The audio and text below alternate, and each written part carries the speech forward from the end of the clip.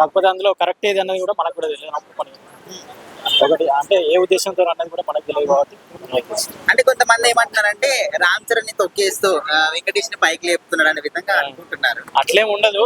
Maybe సంక్రాంతికి వస్తున్న movie అంటే హిట్ అయింది కాబట్టి మేబీ అందులో ఒక బుల్లిరాజు అనే క్యారెక్టర్ తో హిట్ అయింది కాబట్టి దాన్ని ఆ విధంగా వాళ్ళు అర్థం చేసుకుని అట్లాంటిగా ఎప్పటికైనా ఎవరికి ఒక ఛాన్స్ వస్తూనే ఉంటుంది. ఎవరికి వచ్చినప్పుడు వాళ్ళు ప్రూవ్ చేసుకుంటారు. మేబీ గేమ్ చేంజర్ అనుకున్నంత రేంజ్ లో రాకపోవడం సంక్రాంతికి వస్తున్న హిట్ కావడం వల్ల వాళ్ళు అట్లా జనాలు హెట్ వీళ్ళు ఓకే గానీ చెప్పే విధానం కరెక్ట్ కాదు. చెప్పే మరి విధానం కిందికి అట్లేం తొక్కేసిన చెప్పకూడదు కిందికి అంటున్నారు.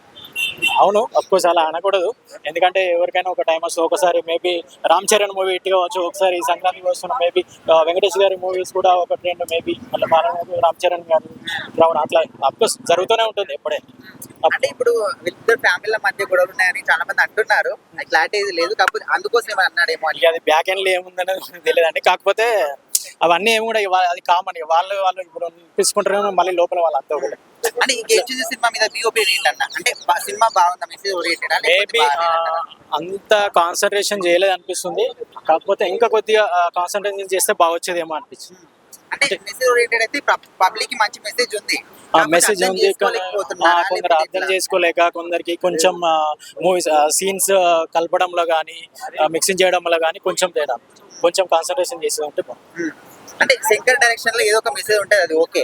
బట్ ఈ సినిమాలో ప్రజెంట్ జనరేషన్ తగ్గట్టు చూపించలేదా, లేకపోతే వీళ్ళు అర్థం చేసుకోలేదంటారా? మీరేమంటారు? అది కొందరు అర్థం చేసుకున్న వాళ్ళు బాగుంటుంది అంటారు, కొందరు అర్థం చేసుకున్న వాళ్ళు కరెక్ట్ సరిగ్గా తీయలేదు అంటారు. ఎవరి ఒపీనియన్ వాళ్ళది.